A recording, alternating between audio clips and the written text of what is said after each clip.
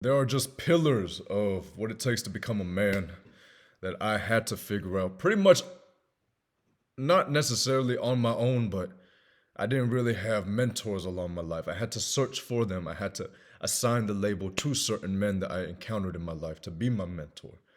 And well, I didn't really have the best father, right? I mean, if you guys watch some of my videos, you guys know my parents, they split up at a young age when I was young. And moments where my father was around, I'd argue that it was better if he was not around. I think life would have been just a lot better if he wasn't here than him actually being here. And well, some people may say, well, that's selfish. At least he was there. Well, you also don't know the things that happen behind closed doors. So I didn't really have a firm definition of what it meant to be a man because I didn't have the greatest example.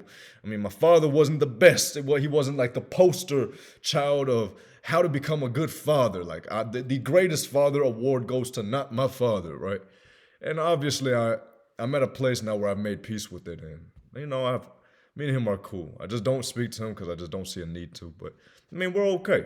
We've had moments and we've talked before in the past, and everything's okay. Everything's just fine. But I say all this because in the military, I read a book. It's called King, Warrior, Magician, Lover. Even to this day, I still recommend it to any young man out here transitioning into manhood. And I really want to talk about the pillars of manhood, the four pillars of manhood, along with something called initiation, which I think is completely misunderstood and I don't think is explained enough because it's so profound. Right? But before we talk about the four pillars of manhood, I want to talk about something called transitioning and initiation. I mean, back in the days, our ancestors had an initiatory process to help boys transition into men. It would look something like this. We have the eldest chief in the tribe and in the village. He would see that the young boy, is looking at his daughter in ways where he's interested. And upon seeing that, he calls and he collects all the men. He goes, gentlemen, the boy is starting to become a man. He is starting to look at her with eyes of intent, with eyes of lust and interest. He's ready. Take him. And so what happens is the men, they bring the boy and they embark on something called the hunt. This is the beginning of the hero's journey, right? So he enters something called the hunt, where he experiences his first kill.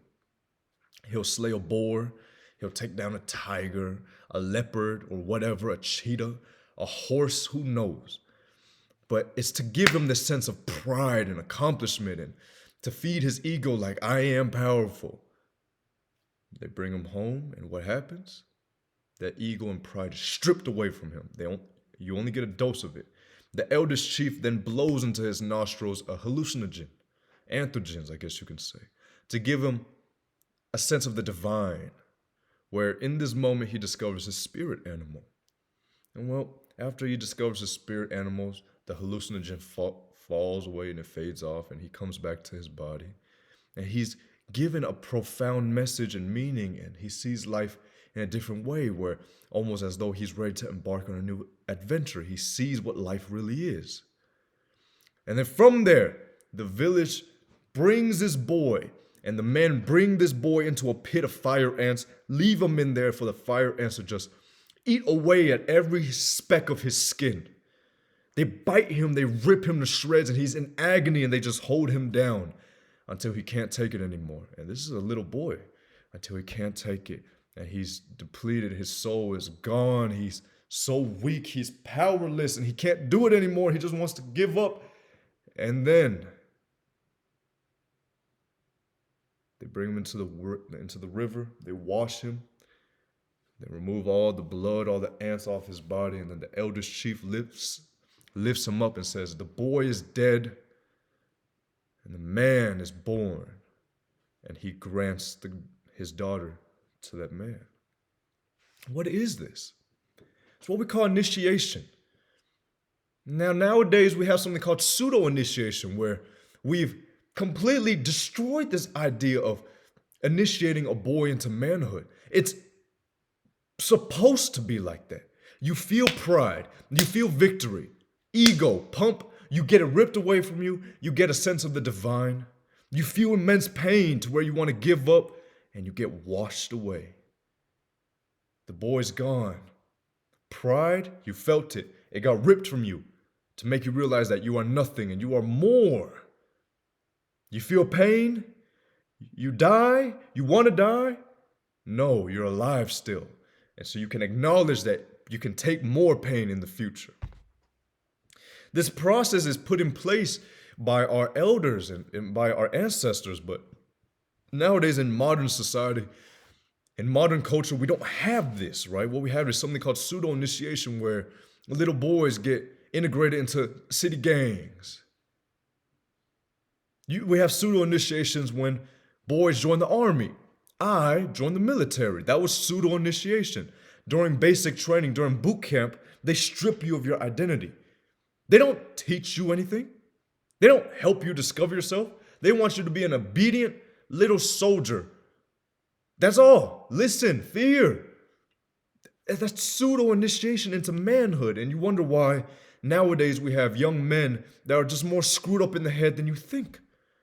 It's because they didn't experience the initiatory process that they should have. The thing that would have given them exactly what they needed to propel, to push, to win. Right? So, no, that's understood. Now we know that part.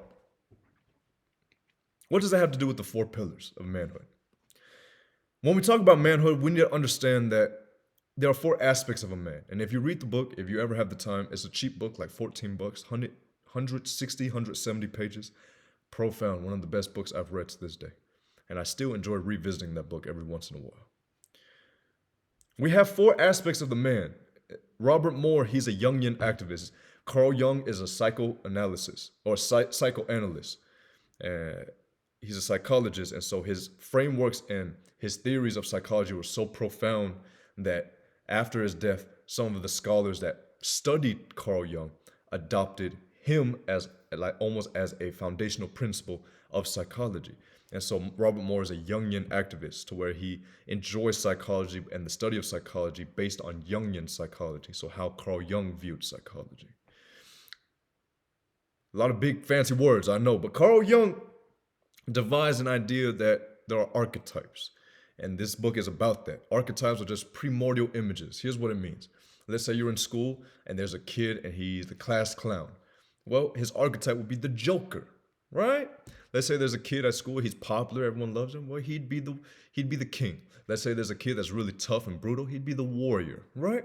So it's similar to that. So there's 4 aspects of manhood. We're going to go over the king, the warrior, the magician, the lover, and I'll break it down. Basically, 4 pillars of manhood is what you are. And what you are is comprised of what you do, how you feel, what you think. So technically, there are 3 pillars that make up the 4th. Without these 3, the 4th wouldn't exist, but the 4th is the thing that encompasses all of it. So we're going to start with the warrior. This is the easiest thing to understand. The warrior. When you think of warrior, you think brute masculinity. You think aggression. You think dominance, rage, ego, pride. In a sense, yes, strength. You have opposite opposing sides of this warrior. You have the underdeveloped boy psychology. There's man psychology, boy psychology. So you have the warrior in the sense of a boy, where this warrior is trying to mask an insecurity. He's trying to mask his incapability, so he's trying to lash out in anger. Tell the world, I am this, I am so strong, but really he's just a weak, fragile little boy. This is boy psychology warrior. Well, the better developed boy psychology warrior would be something like the boy that is strong and is disciplined and he just goes and attacks. But that sounds pretty good, but why is it flawed? Well, because in man's psychology, the fully developed warrior is one who has the sharpest sword but does not wish to use it. There was a story in the book that spoke of a samurai who was tasked to kill a woman that infiltrated the camp, something like that. I'm paraphrasing. And what he said was, and he was told to make her suffer. But instead what he did was, and she's crying. But what he said, I will make sure that your death is quick. That's a fully developed warrior. He carried out the mission, but he had a heart. he's not masqueraded by this shadow. He's not overly aggressive or dominant. Right? I mean, this warrior trait, you see it all the time in the modern world. What are these heavily influenced warriors? You see them, they're the big shot CEOs, they're the big corporate gurus, they're the dudes that drive the loud cars, they're the fighters, right? These are the warriors of modern day time. Some of them are overly warrior. They don't have a connection with their ability to think and feel. It's just do. It's just raw, brutal do. Right? So, well, because a warrior that's overly hyper aggressive is dangerous, what tames the warrior? And it's the second one, which is the lover. And again, an underdeveloped warrior is one who wants to show the world his strength. The underdeveloped warrior is one who cannot control his strength. The fully developed warrior is one who does not wish to show the world this dangerous beast at all. He knows the beast is there. But he knows he's capable. But he doesn't want to be there. And why is it good to be dangerous? I mean, it's better to be a freaking wolf than to be a rabbit. Rabbits just get killed. You don't want to be a rabbit or a freaking squirrel. They get eaten alive. All they're good for is death, is to die. It's good to be a wolf and to have the capabilities of killing, but to be kind like a dog. That's nice. Imagine a wolf walking around, and you know in just an instant, it can freaking rip your neck apart. But it's like a dog. It wags its tail when you're around. It smiles. It jumps on you. It plays with you. It's nice. It's soft. That's a true warrior. And so, well, now we have something called the lover, which is what you feel, man. Okay? Boy psychology says the lover is masked. The lover is masked by lust. This isn't a loving, deep connection to the spirit and through all living things, but rather this lover is fueled by a lust, a desire to sleep with every woman, a desire to insert the boy's phallus into every girl that he sees, to dominate. There's a part in the book that goes, the lover is directly attached and connected to something called the Divine Mother. It's a beautiful book. The boy psychology doesn't know what that is. The boy psychologist says, well, I just want to feel, but not feel from the heart and the soul, but feel from the phallus. And that's what boys do. They feel from the phallus, from down here. That's what they want to feel. They don't know how to feel from here. They don't know what that means. They just want to feel. And well, man psychology, you also have the fully developed lover, which is a deep, deep connection through all living organisms. It's the aspect of manhood that creates this tranquility, this serenity,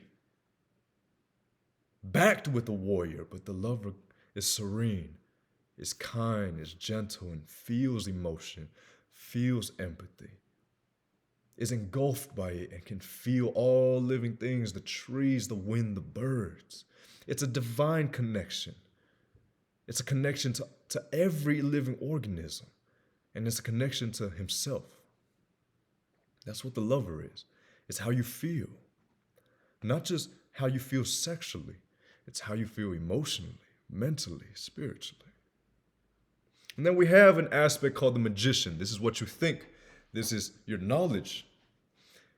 The underdeveloped boy magician is the know-it-all. He thinks he knows everything. And sometimes he'll act dumber than he actually is. He thinks he knows everything. And he wants to hide it from the world. He doesn't want the world to know how smart he is. And really, he's not even that smart. The worst type of guy is the one that thinks he knows everything, won't ask questions. That's the worst. It's even worse than the person that doesn't know anything and asks questions. It's worse. That's what the underdeveloped magician is, the underdeveloped thinker. That's boy. If you're a boy when you just think you know everything. Oh, and then you have the man psychology of this magician, of this thinker, of this mystic. And man psychology says, well, I may not know. And what happens is as he begins to acquire knowledge to know, he gains this shamanic wisdom and he wants to teach everybody. He obtains the knowledge of the hidden universes. He understands the aspect of knowledge and he wishes to share it, not keep it a secret and withhold it from the world. But he says, take it. Here's what I know thus far. Maybe you can figure out more as you live, but my time is coming to an end. Take it. I mean, that's man psychology. That's the magician. That's the thinker, the fully developed thinker. And then with all three of these things, and I didn't say everything, but trust me, that book is profound, and I can't remember everything because it's been a while since I read it. I need to revisit it. But those are three aspects. Who you are, again, is comprised of what you do, the warrior, how you think, the magician, how you feel, the lover, which creates the king, which is the fourth pillar in the foundation. The underdeveloped king is the almighty. You do as I say, you do as I say, you must obey me. And it's because he's this crippling, weak, insecure, feeble human that fears that without people, he is incapable. He cannot do anything.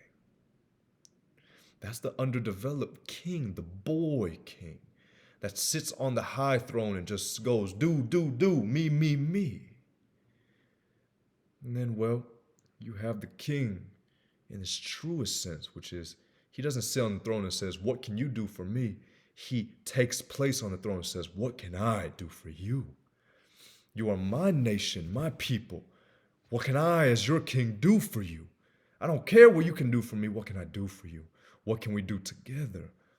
The king is often, a fully developed king is the one that you see on the battlefield. If there's a war, the king doesn't just sit in the room and just sits and plans. No, the king is saying, I'm on the field with my men. Go. That's a king. The one that goes with his people. That's there for his people. That serves his people. That understands himself. It's a great book. If you get a chance, read the book, and I promise you'll be blown away.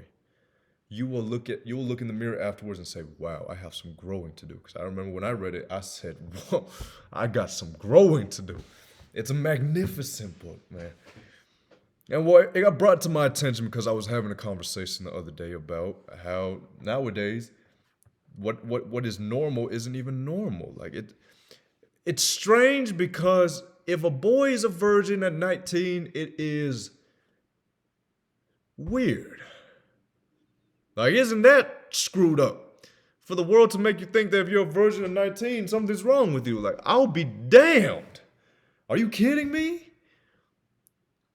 What? So I started talking with one of my friends about, well, boys aren't even transitioning to manhood all the way. They have to discover themselves. They're getting fed all these things from social media. They have no idea what to believe. They start treating women poorly. They think women are just disposable tools for them. Like, there's nothing more childish than thinking that. Like, there's nothing that screams an insecure, fragile boy than that. There are polar opposites, you know? They create a harmony in which life would not be present without them, women. And so, my encouragement to young men, women are more than just these pieces of meat, for crying out loud. They're more than just something that's meant to be disposed of for you to just wreak havoc on them. And I'm telling you from someone who's done all of that. Like, there's nothing more that screams that you are an infant little child than that. Understand that women are responsible for upholding 50% of the cosmos. They're portals to something much more divine than we could possibly understand. That's why women are highly intuitive. They feel deeply. They almost have a sixth sense where they know. It's like they know when you're looking at them. They know when something's wrong. It's not by some magical coincidence. Their spirit is profound. It engulfs. And I guess I got really fired up with that conversation because as a kid, I didn't have the mentors and the guidance in order to grow and become a man. I had to figure it out on my own. In the military, I would look up to men 2 years older than me. And I'd say, wow, you're 2 years older, you might know so much. Because I knew nothing. So it's really important, this idea of transitioning into manhood, this initiative process. Now, we have to go through pain. We have to feel the thrill of the fight. We have to embark on the hero's journey. We have to fall. Through falling, we gain humility, and we have to somehow get some type of feeling and connection to the divine so that we can just understand that we're just a speck in this vast universe, but which gives us the strength as men to just proceed. So, well, those are the 4 pillars of manhood. Again, it's what you do, what you think, how you feel. It's all of this. It's your lover, it's your magician, it's your intellect, it's your wisdom, it's your knowledge of the vast cosmos, it's your warrior, it's this dangerous animal within you that you keep tamed, that you don't want the world to see. You have the sharpest sword, but you wish not to use it. It's your lover. It's not just you thinking with your phallus and wanting to insert it in every freaking woman. It's not just this underdeveloped lover where you are overly sexual. It's a divine feeling where you can separate lust from love, where you can understand this feeling. You connect to all living organisms, and beyond that, when you can do that, you connect to a woman. Ask all my young men, go ask a woman, what's better? Just just going crazy in sex or making love? Go ask a woman. Most of them will say making love is magnificent. It's beautiful. It's something. It's not always animalistic and rugged and rural. Like, it's not that. It's not so primal. And so those are the 4 pillars of manhood. Again, the book is King, Warrior, Magician, Lover. I really encourage you to read it if you haven't thus far. It's like $14 on Amazon. I really think you'll like it. It's a great book, for crying out loud. It's a book that's transformed my life, and I will continue to recommend it until the day I die. That's how good the book is. It's really good. And it's short. It's 160, 170 pages. Really short, too. That's all I got.